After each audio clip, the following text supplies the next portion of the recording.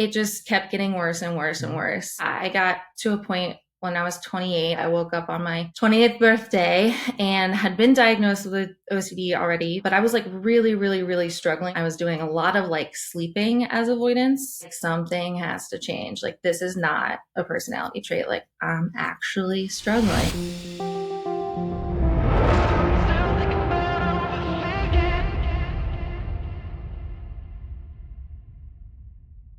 Hi, everyone. Welcome to Please Excuse My OCD. My name is Tyler, and today I have my friend Halima, who is here to talk about their story with OCD, as well as their page Vase Your Fears, which I think is one of the most creative Instagram pages that you can come up with. So I am here to ask them questions about their life, their experience with OCD, and as well as their creativity and the things that they have been doing with their advocacy. So I had the great pleasure of hearing Halima talk at the OCD conference in Orlando.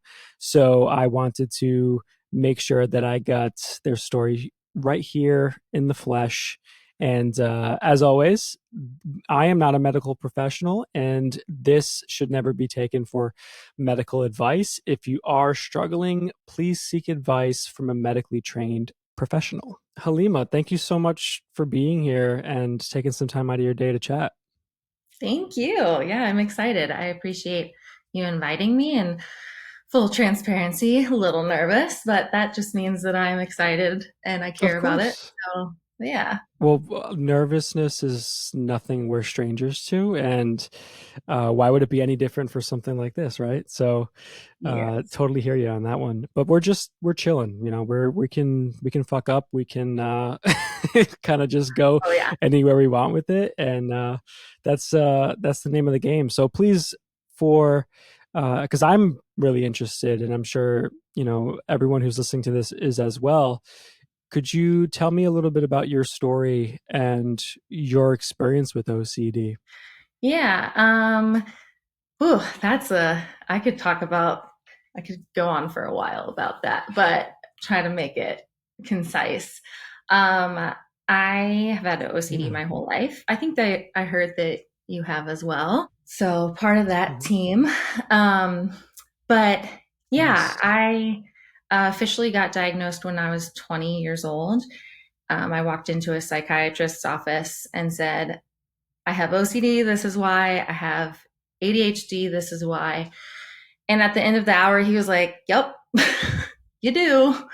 And so, but that was like kind of it for a while. It wasn't until I was 28 that I heard the three letters ERP, exposure response prevention, and really knew that like a lot of what I was dealing with my whole life was OCD, because I've experienced contamination OCD as like one of my content themes since I can remember being alive. Fresh out the womb with contamination OCD. But Feel that.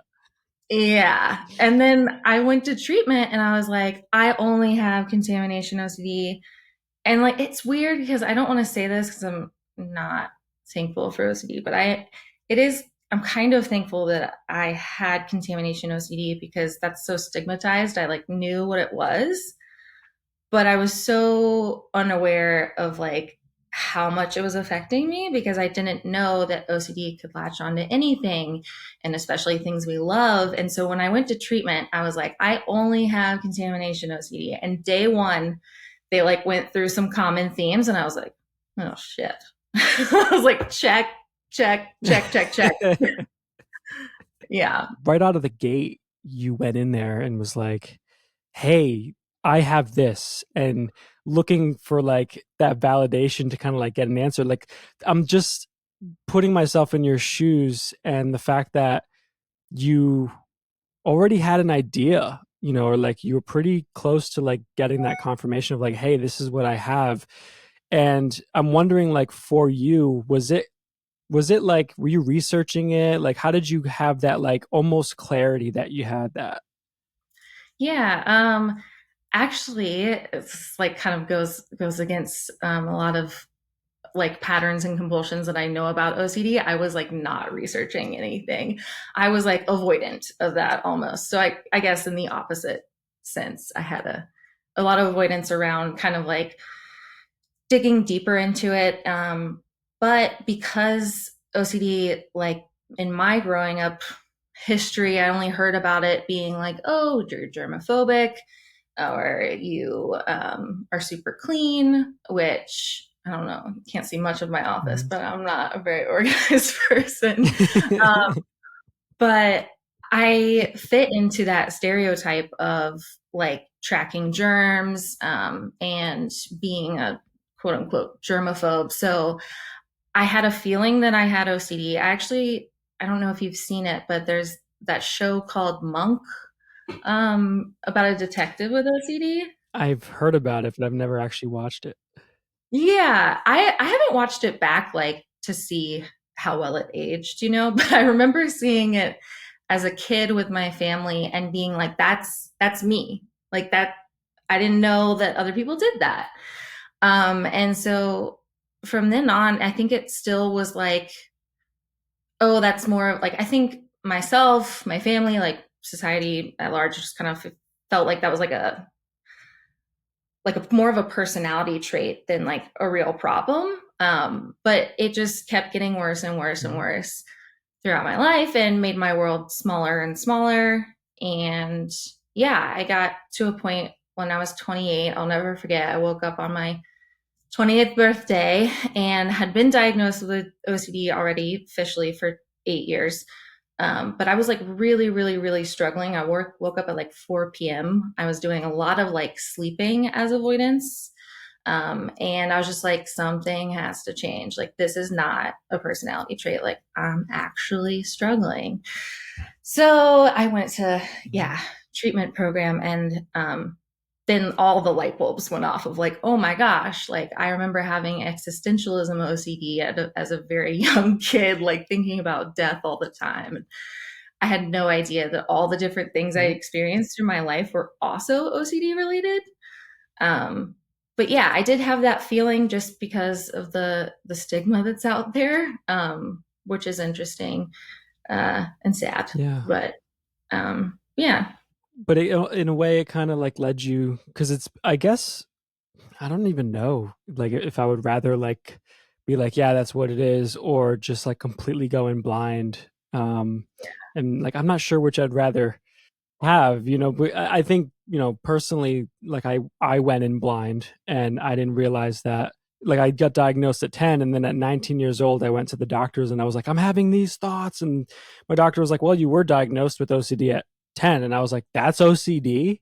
Like nobody's yeah, like kind of like fleshed this out with me. Like I have no idea what this is. So I guess in a way, like yours probably, having an idea and knowing that certain things are kind of OCD related. And then, 8 years later, like you said, waking up on your birthday and being like, shit, this sucks. Like we need to figure this out. Um, like that's, it's incredible that you had that realization, and also that you were able to pull yourself to get into ERP, because to be honest with you, that's still something that I'm trying to do myself. And so when I hear everyone else's stories about ERP, it really makes me feel better about doing it. But I really haven't had the like courage to do it. And I just turned 30. I just learned about ERP within the last year. So I would love to hear about your experience with ERP. oh my gosh. Oh, I could go on and on. Yeah, thanks for sharing that also. I feel like it was like kind of a mixture for me. Like I knew that I had OCD, but like there was all these other things that I was having a problem with that when I went to treatment, I was like, okay, they're probably going to make me touch dirty stuff, but I had no idea I'd be doing exposures around relationship OCD, like harm OCD, just like um existentialism OCD after I got out of treatment, just all the different like ways that it had affected me. So, but yeah, I feel like there's a couple like key things in ERP that are like really important and that I learned first that kind of like laid the groundwork. Um, And that is like, it's not supposed to be like throwing you in the deep end and super scary at first. Like you can work up to that and build up to that. And that's actually super important because you build that like confidence in doing these hard things. So start small and like build and go forward. Another thing that I learned pretty quickly in learning about ERPs that this was just the most helpful, and really has like just been, I could talk forever about advocacy and community, but I love it. that I wasn't It's the only great. one that was doing it. Um, I was, it was the first time I'd met other people with OCD. So I was just like fascinated that like, well, if you can do it, like, do you think I can do it? And I think that the people that I met in treatment really helped me like just get to that point where I could even hear my therapist saying what ERP was. So I credit a lot of that like willingness and courage, like you're saying, to like just watching other people do it. And I'm like, oh, and even, it's not, I don't share the same themes. Everybody experiences it so differently, but just watching other people face their fears and like be badasses and then be excited about how they did it. I was like, okay, I guess I'll try this. But yeah, I can give like more specific examples of ERP if you want, but that's just kind of like the things that I learned first that really like grounded my experience on top of that.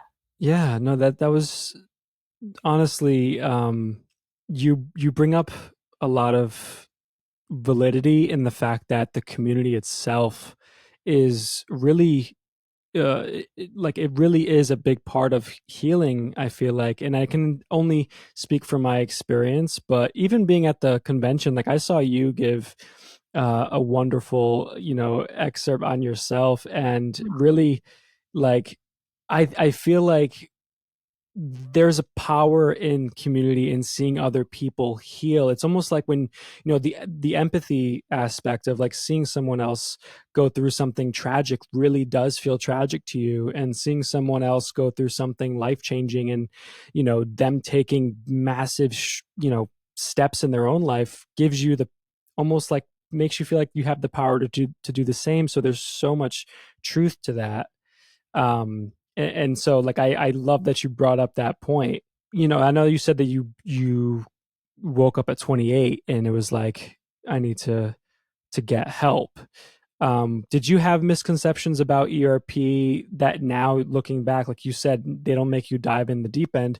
For someone who is afraid of, ERP or afraid to take that step, how would you explain it to them? Yeah. Oh my gosh, that's such a good question. I was scared shitless, of course. Like, I remember during the intake process, even being like, hey, am I going to be forced to do some stuff I don't like? And they're like, I mean, no, like, you're not going to be forced to do anything. Like, I think that what I was scared of is that, yeah, they were going to throw me into the deep end and that I would be doing it alone and it would feel even more like isolating. I did want to bring up the fact that, like, you brought up existential OCD, which I'm so happy you brought up, because I didn't have existential OCD until I was 25, and that like totally fucked me up. And afterwards, like, I'm really thankful for it, because now, like, I think differently. My whole world is bigger than I ever imagined it would be. But it really is, it's unnerving, and there's really not much for someone to grab onto with existential OCD, because we don't have the answers for what the hell we're doing here. We don't even have the science really when it comes to the self. I mean, there's so many unanswered questions that we could ask. And existentialism is a big topic. So, like you said, that you first hit it at a young age with death. Could you talk about your experience with existentialism? Yeah. Looking back, I can pick out times in my life, especially at a time period when I was really young, and then just kind of throughout my life, in a way that I'll explain in a second. But when it really hit me is, and you've probably experienced this, when one theme kind of gets smaller, another one can like get bigger, or if you're not focused on that, then another thing can pop up. The whole whack-a-mole analogy about OCD is so true, unfortunately. So when I got out of treatment and I went back kind of to quote unquote Mhm. my normal life, my grandfather passed away about 2 weeks later, and that really ignited um, a lot of existentialism, OCD about death. And so I was thinking for months and months about how long and short life is, and like comparing like how much time, like, okay, I'm 31 now. So I'll say it like if I'm thinking about it now, I'd be like, okay, well, I've lived 31 years. And so when I live the next 31 years, I'll be 62. And so the past 31 years felt like this. So then is it going to feel like I would compare like how long and short time felt and try to do all this like mental math. And started thinking about my own death, my parents, really super triggering because I'm very, very close to them. And just like thinking about like the natural path and the cycle of life Yeah. was like, it was a lot. Yeah. It's overwhelming for anybody at any age, but with OCD, it's like, it's an added, you know, like side to it because you really are searching for answers and you're trying to avoid that discomfort of these big questions. And I think the fact that you were, really young, like I feel like that's, normal for a lot of kids. Like I remember the first time I realized you couldn't go Oh, backwards in time. And I was like, what do you mean? Like, what do you mean I can't go back? So, um, like it's those are questions that are like really hard to answer at any age. And then to be a kid trying to, or like being young to figure it out plus OCD, I mean, that just sounds like extremely extremely hard, and so I give you a lot of credit for even like being able to get to the other side of that and now look back on it, with a certain clarity, because I feel like that's a harder type of. I know everybody talks about like all these subtypes are really, they all kind of are the same, right? But a lot of it has to do with the way we believe and the way we feel about a subtype. But even with existential OCD, you have no relief or even like the compulsion to to like really get some relief because there are just no answers. And you can't avoid death, you can't avoid those big things. So I find it really interesting that, especially at a young age, that you had something like that. yeah, yeah. Going back to the what I was experiencing as a little kid, and actually this has followed me into adulthood too. It's one of my first intrusive thoughts that I remember having at a very young age. And it was, if I don't do XYZ, I'm going to kill myself. And I don't want to, and I never have wanted to, but my brain just, like little things, like even like if there's like a sock on the floor, it would just pop into my head. If I don't pick that up, I'm going to kill myself. And so then I would do that because I was, I guess, afraid of Mhm. that, like, prophecy or you are what you think kind of vibes, like that fulfilling. I hate the term self Yeah, fulfilling prophecy because if that was a thing, um, I wouldn't be I here. feel But you. that one's a little intense, I think, more on the quote unquote taboo side of things.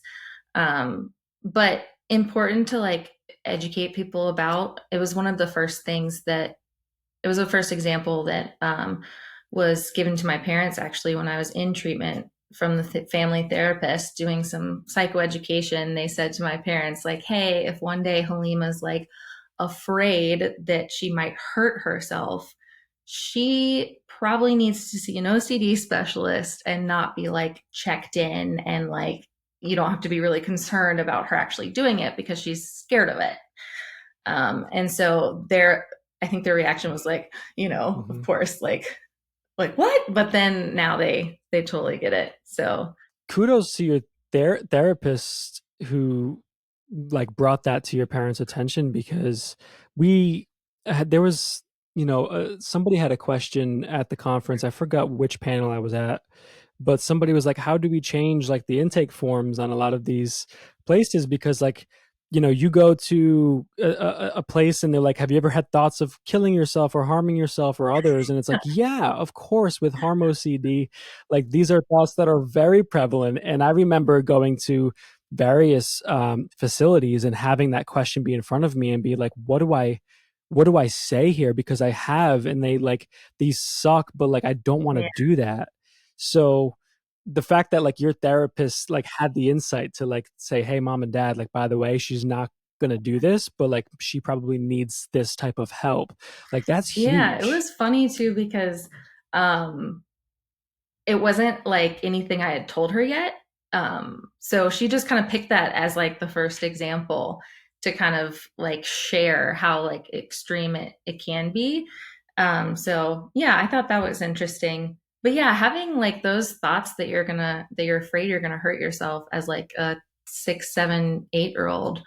I had just learned what death was. I feel like I was still processing like what is death and what is Hmm. suicide, and then of course it's just getting all mixed up in my brain. And that one has kind of come and gone throughout time. I still have it sometimes and I just am like, okay, right, sure.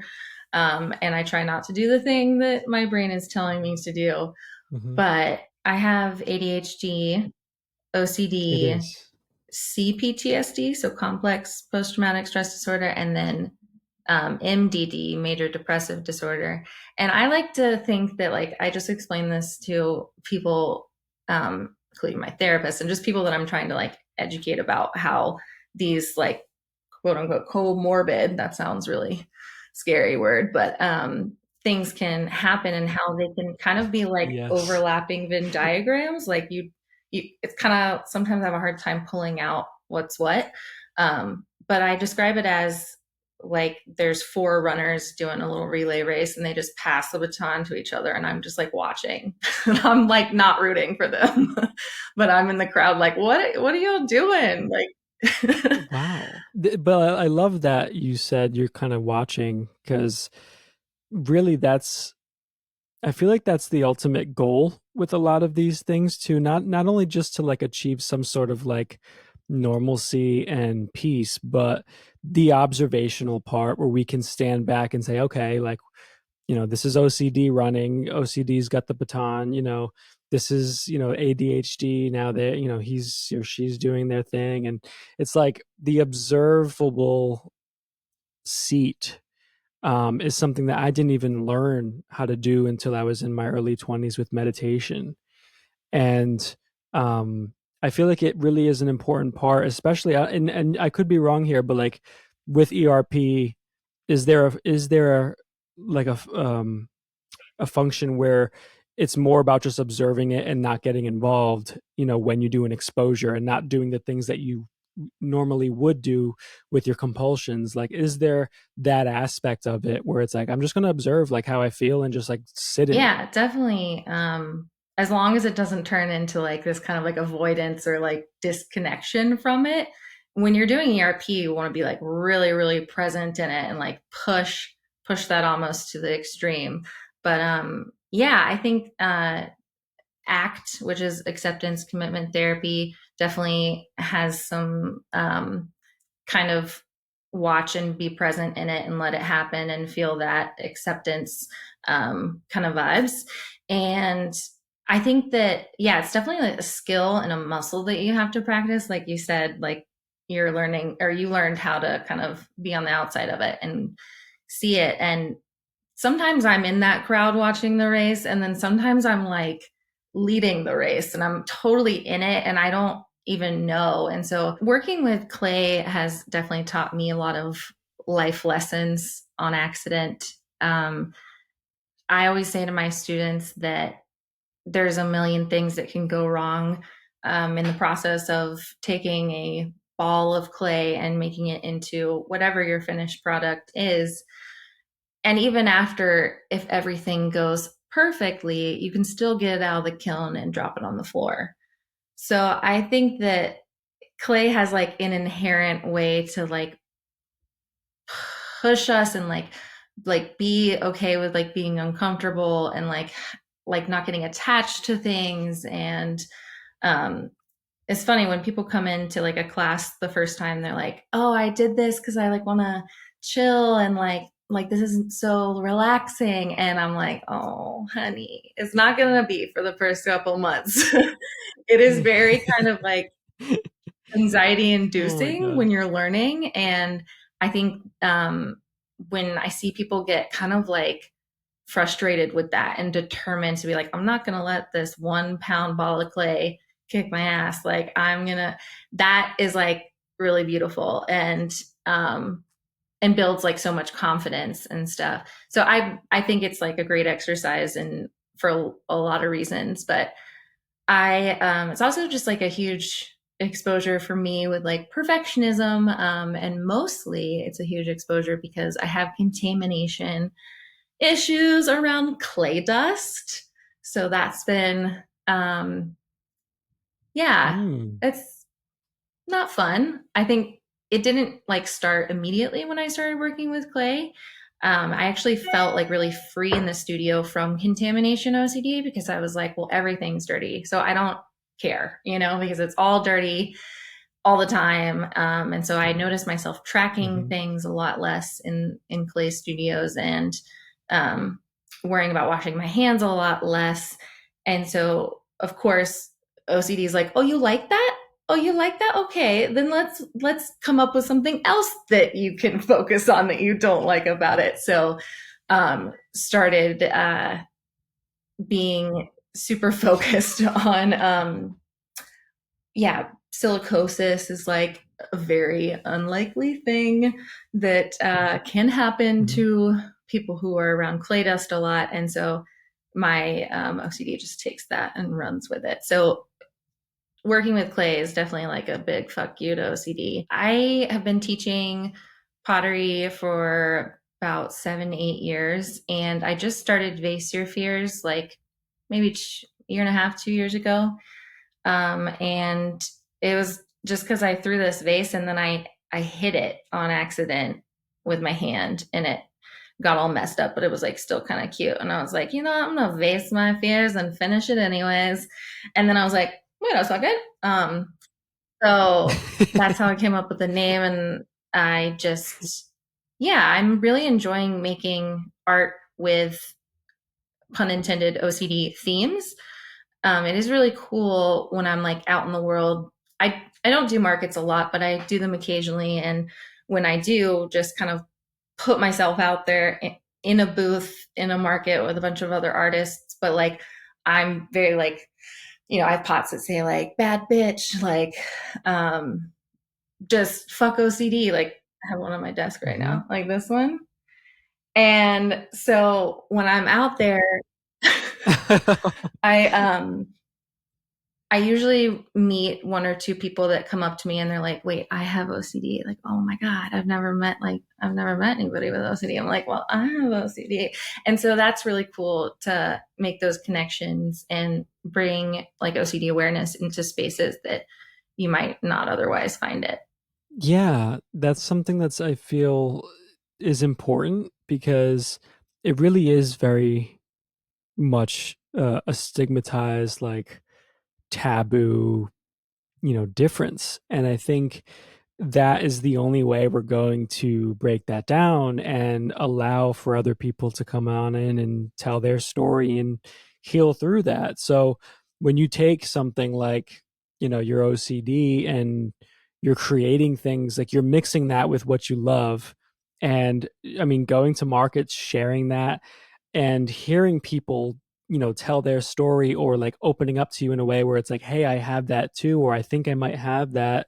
I mean, that has to be very rewarding for someone, like an artist like yourself, because I mean, the most noble form of art is, I at least personally I believe is when it comes from a place of truth and struggle, when it comes from the artist's struggle. And so I feel like that's a beautiful thing. And have you felt like aside from the therapeutic, you know, ways of feeling when creating something, have you felt that since starting the page, it's been very therapeutic for you in terms of like meeting other people and hearing their stories? Like has that had any effect on Oh you? yeah, definitely. I mean, I'm not thankful for having OCD, but I am thankful that I have the OCD community. Whenever I meet somebody that I haven't met before that discloses they have OCD to me, I'm like, hell yeah. Like, it is not the best club, but it is the best. Like, we have the best club members. Like, I think that people with OCD are a special breed of Yes. human. We're, we care so much, like, so much. It becomes a problem. Yeah. And so I, connecting with people Yeah. through Vase Your Fears has been really cool. I was very nervous at first to like put myself out there and put my name out there. I did it in like small stages at first. I made an advocacy page and didn't share my name. And then I started to share my name. And then people in my life that like know me not through Vase Your Fears have, come to me and been like, I have OCD. And I'm like, oh my God, we've been friends for like 15 years and I didn't even know. And so, yeah, I think that is really indescribable. I love the connections that we can make with each other and just not feeling so alone. Like before I went to treatment, so for 28 years, I had never met somebody that thinks like I do. And I'm sure you felt the same way at the conference. It's just like, everywhere you look, you're like, you get it, you Yes. get it, you get it. You can get in the elevator and just be like, so what are your themes, And like people are just so down to talk about it, Yeah. which is so amazing. And I think I mentioned this earlier, but I do like having like little reminders in my physical space of like, oh, okay, bitch, you have OCD. Like this is something that's real and affecting you in ways that you might not know at this moment. And so it kind of like triggers like, oh yeah, I have OCD and I'm really zoomed in and stuck on this one thing. And so then being able to make items like that for like other people, like if you have like a mug that says like maybe, maybe not, and you're just like obsessing about something and then you see that and you're like, oh, right. Like maybe not. Like I don't know, just kind of like brings you That's back right. to the moment. I love that. And I think that's what art is at the end of the day. One of the many facets of art. One of them is to remind you. And so you're doing that. I mean, you're doing that for yourself, you're doing that for other people.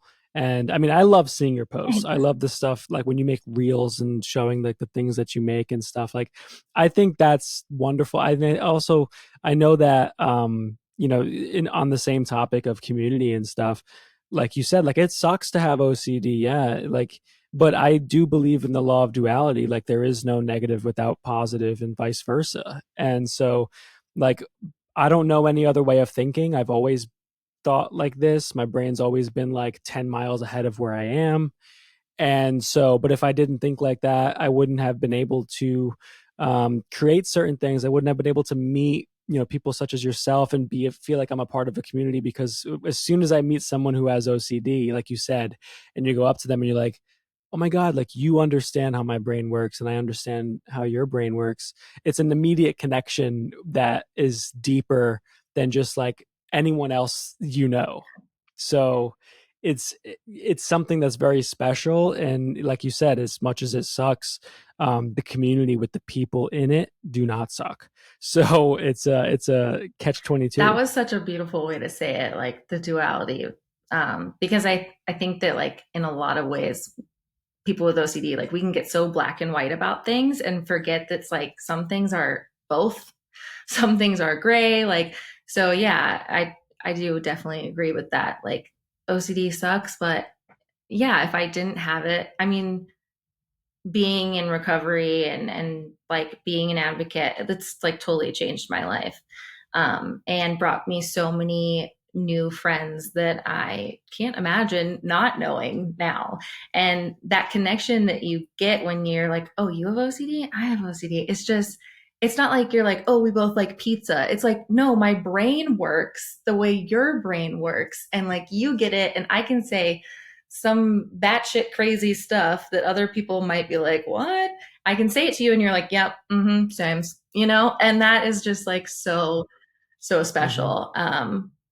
I have so many sticky brained besties that, and you're now one of them too, that I'm just like, I get to learn from and I get to like Likewise. encourage and like root for. Um, and it's like such a unique community and it's starting to grow. And I love talking to people that are like, oh, I just got diagnosed like a year ago. And everybody's at such a different stage in their recovery. And so I think like the more we share with each other and the more that we take that knowledge like outside of the OCD community and share with others, like it's growing in such an amazing way. And I'm like so happy to be a part of it. Yeah, I really can't imagine.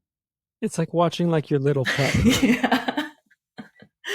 Yeah, I'm like, oh, I'm rooting for you. Like, I don't have a kid, so I can't. same here. Yeah, I have a little puppy. And Yeah, she's anxious as hell. Sometimes I think of her. I saw the pup pictures on Instagram. Yeah, sometimes I think of her as like the physical manifestation of my anxiety. I'm like, oh, puppy.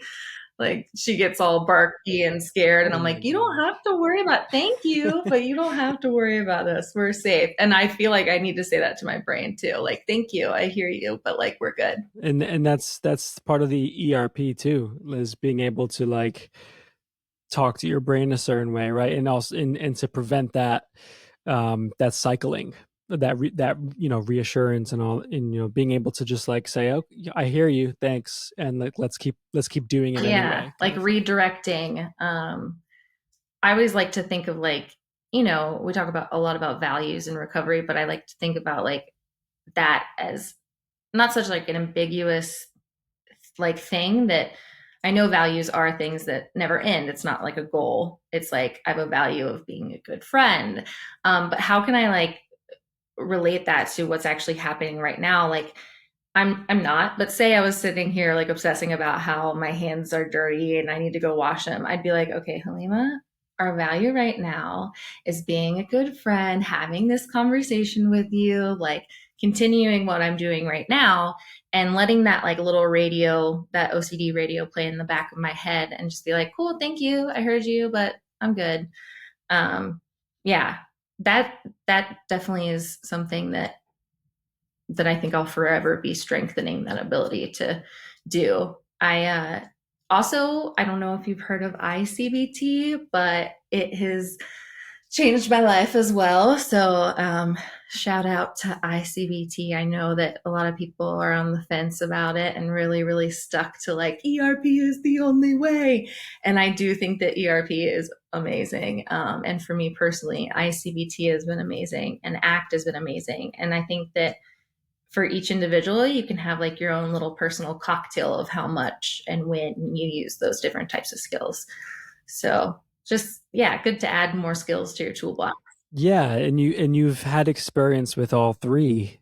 And I'm not sure if I've met anybody who has experience with all three. At least maybe because I'm still new in the community. I've only started the podcast in January, so I'm still like getting my feet wet. But and I'm still learning about all of these things too. So for the community that is like, ICBT versus ERP and they battle each other, um I like how you brought up that it could be like a cocktail for, whatever works better for you, whatever is actually proving to be better for your overall health and actually getting you past that point that you're trying to get past.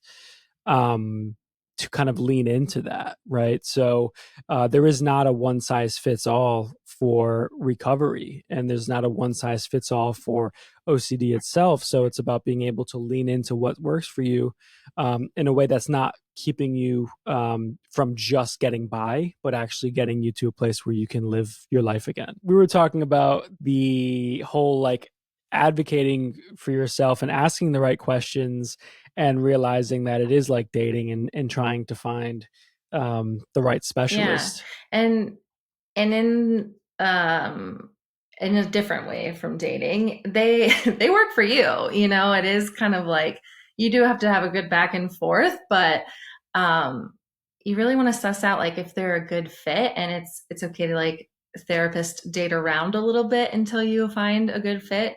I know wait lists are long and they suck. So that's why I'm also like, well, if you have someone you already like, then could they do some ERP training or could they consult with an ERP therapist about you? So just like making those connections. And yeah, it's also hard too. I think that in the population of people that are struggling and have no idea that what they're struggling with is OCD, that's the hardest part. Um, I just feel like how do we find those people and how do we make sure that the doctors that they're seeing in their everyday lives like maybe know just a little bit about OCD so that they can say like if you go to your primary care therapist and it's like you're asking for reassurance and you're like doing all these very classic OCD things, like how do we educate like just doctors in general to be like, hey, wait a second, like, I don't think we need to x ray you for the millionth time. I think you might have obsessive Mhm. compulsive disorder. So I think that's definitely like one of the things I Yes. want to do in my advocacy work. The people that catch that somebody's suffering with OCD, like that's their first introduction into like that being a problem. And then hopefully they can get, proper care and treatment after that. But yeah, like how do we just, I don't know, tell everyone? Well, that's the advocacy part that we're trying to really bring home because, I was really excited about the podcast before the convention, but being at the convention and meeting people and seeing how people with OCD are advocating in such a way beyond just social media, being at these conventions, being able to network with people there, which end up, teetering off into like individual discussions at private practices and things like that. Like, I think that's where it all stems from. I really do believe that, yes, advocating on social media like this and being able to connect with each other and make content that, can help relate to people who are like, hey, I'm wondering if that, like, I've gotten so many messages from people who are like, I always like had this, and like you put words to it, and I'm gonna look into it. Like, that's where it starts. That's just the beginning for them. You know what I mean? But I think if we can start to even continue with like networking from like places like the conventions and even going into um that kind of advocacy work where it's off of social media but also in real life with people who are coming in contact with these kind of things.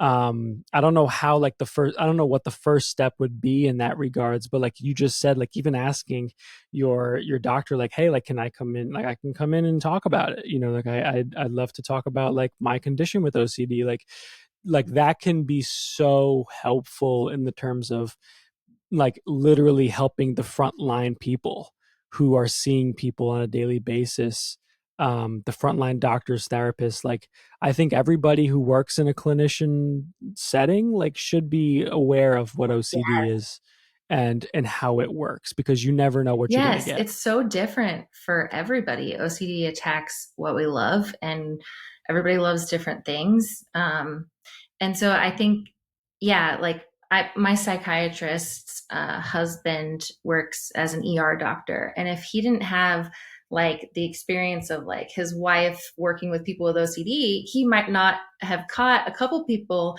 that he's like, "Hey, I've seen you in the ER like 3 times this week. Like, we should talk about OCD." Like, I think that, What's yeah, I going think on? that's so important. Just more general knowledge around it because um, I feel like all of us have some type of experience of like hearing about OCD before we realized we had it and was like, well, that's not me because I'm not like, I even like knowing that germ tracking was like a part of OCD. I was like, well, I don't have that because I'm not organized and I'm not like super like type A. I'm not, Mm-hmm. but that's not what it is. And so like it's just, yeah, getting that awareness out there. And I think that social media plays an interesting part because it can help connect a lot of people, and connect advocates and clinicians and people with lived experience.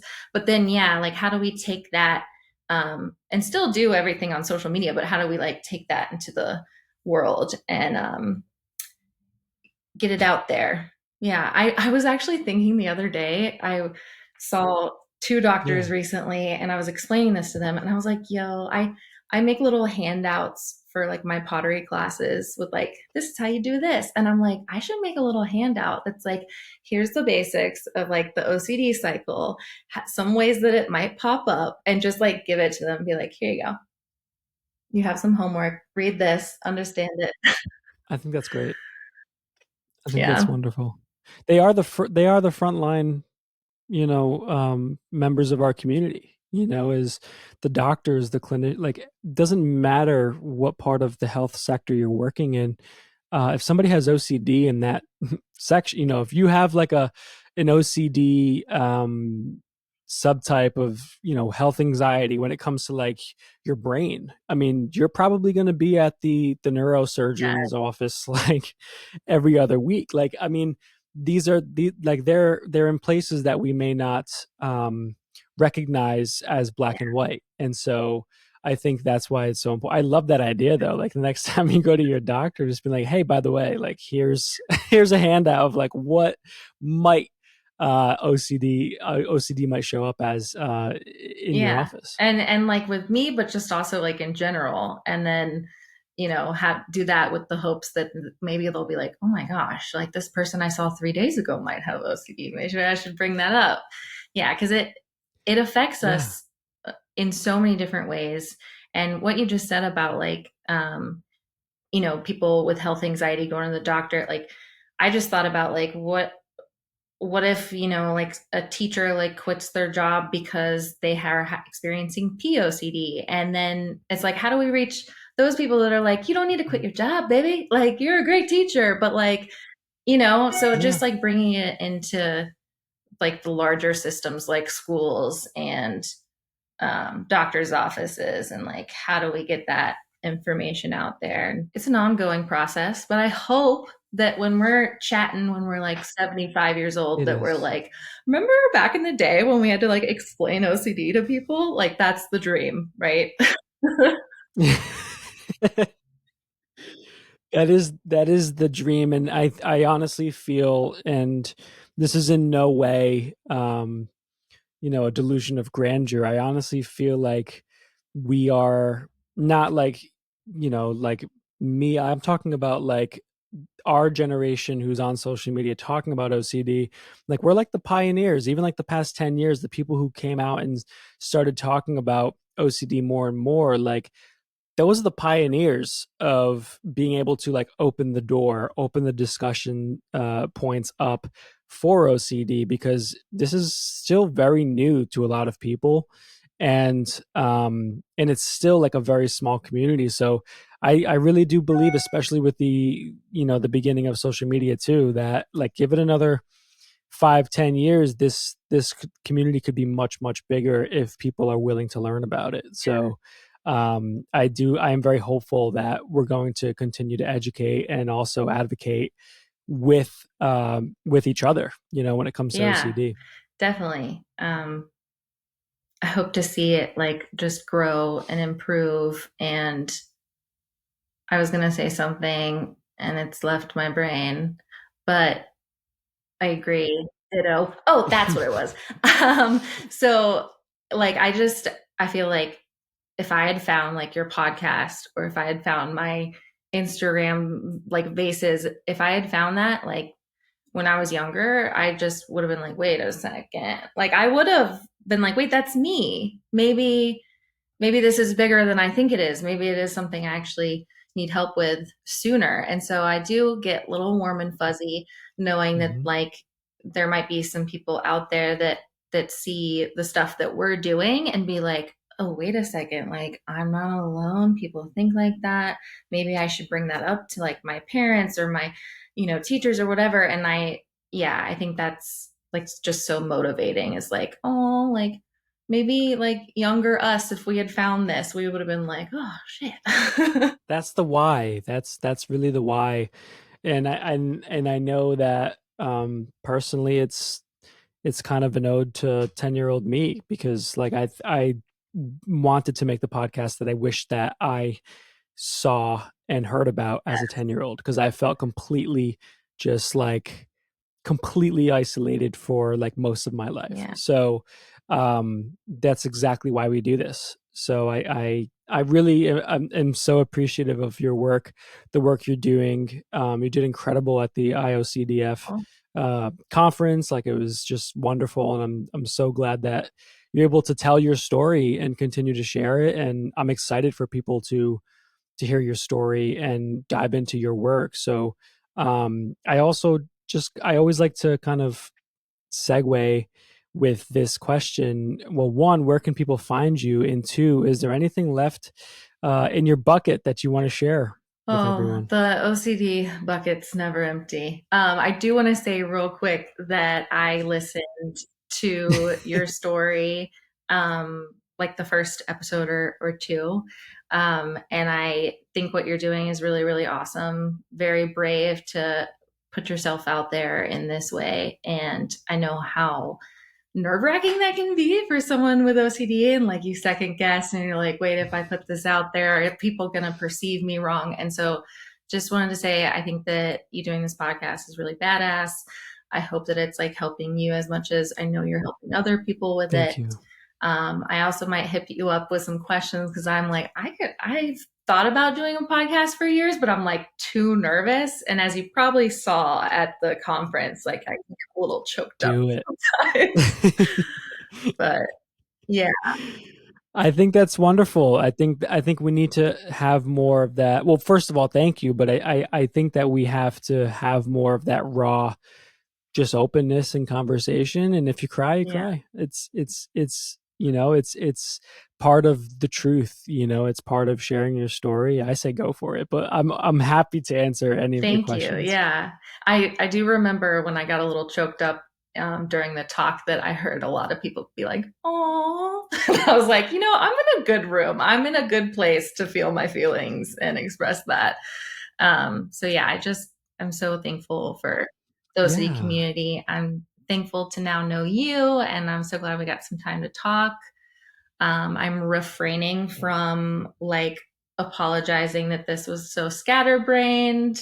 No reassurance, please. But yeah, and I'm going to try to go not ruminate about No, this. no, I mean, and this is no reassurance, but like the biggest thing, the end goal, this goes back to the why. We are here to talk about our truth. We are here to advocate on OCD, and regardless of the hiccups, or this is just technology, it comes with it, and the why is still there. We're advocating, we're talking about it, and I want to hear your story. I'm sure there's a lot of people who will relate to your story, and also connect with you. Like, that's the number one goal. So just keep kicking ass, keep kicking Thank you. ass.